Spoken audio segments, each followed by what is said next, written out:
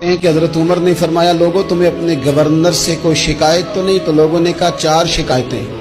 ایک تو ہمارے گورنر صاحب جب شروع میں آئے تھے تو فجر کی نماز کے بعد ہی آ کے لوگوں کے بیچ بیٹھ جاتے تھے۔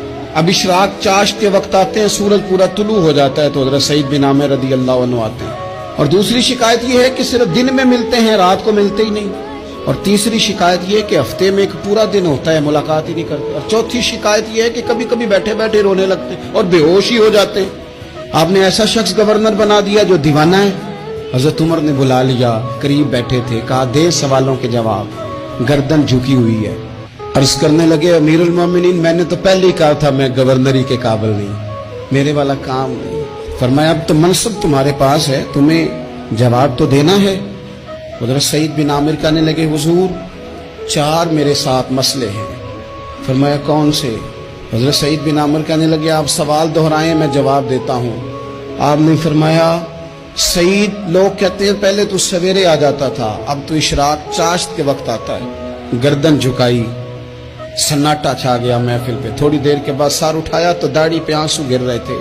فرمانے لگے حضور میرے گھر میں خادم کوئی نہیں، بیوی بیمار ہو گئی ہے، میں نہ سویرے اٹھتا ہوں، آٹا گوندتا ہوں، روٹیاں پکاتا ہوں، گھر میں جھاڑو دیتا ہوں، باہر آنے میں دیر ہو جاتی۔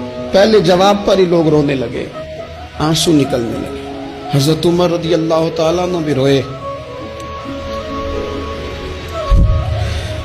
پھر فرمایا کہ سعید تو دن کو ملتا ہے تو رات کو کیوں نہیں ملتا؟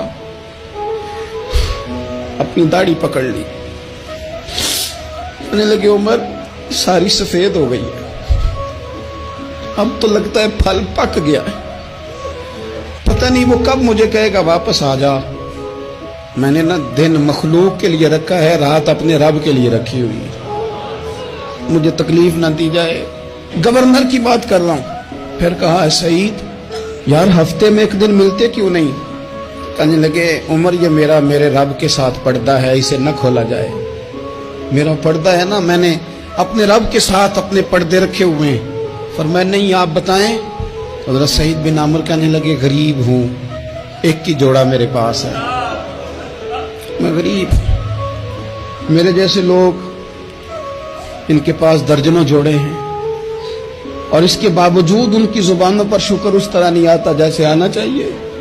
میں نے کہا نا کہ میری اجرت میری محنت سے زیادہ کیوں ہے؟ میرے محسن تیرے احسان سے ڈر لگتا ہے۔ حضرت سعید بن عامر کہنے لگے ایک جوڑا ہے، ہفتے میں ایک دن دھو کے خشک ہونے کو ڈال لیتا ہوں، پھر بیوی کے کپڑے پہن کے بیٹھا رہتا ہوں، کس طرح گھر سے باہر نکلوں؟ میرا پردہ تھا، میں اپنی غریبیاں لوگوں کے سامنے نہیں رکھنا چاہتا، میں جانوں میرا رب جانے، میں راضی ہوں نا اس کی رضا پہ۔ اب تو حضرت عمر ہچکیاں لے کے رونے لگے، فرمانے لگے چل آخری سوال کا جواب ہی دے دے، کبھی کبھی روتے ہو تو بے ہوش ہی ہو جاتے ہو۔ حضرت سعید بن عامر پھر رونے لگے، فرمانے لگے بڑی عمر کا ہو گیا تھا جب کلمہ پڑھا تھا، جب وہ پچھلے گناہ یاد آتے ہیں نا۔ میرے سامنے لوگوں نے حضرت حبیب بن عدی کو سزا دی تھی مکے میں، اور میں اس وقت مسلمان نہیں تھا، میں مدد نہیں کر سکتا۔ جب وہ وقت یاد آتا ہے تو برداشت، سوچتا ہوں کیسے اللہ کے حضور جاؤں گا۔ دوستو دعا کرنا، یہ وطن جو داتا صاحب کا ہے، جو بابا فرید کا ہے، جو غریبوں کا ہے، کمزوروں کا ہے، مزدوروں کا ہے، اللہ اس ملک کو بھی کوئی ایسا شخص عطا فرما دے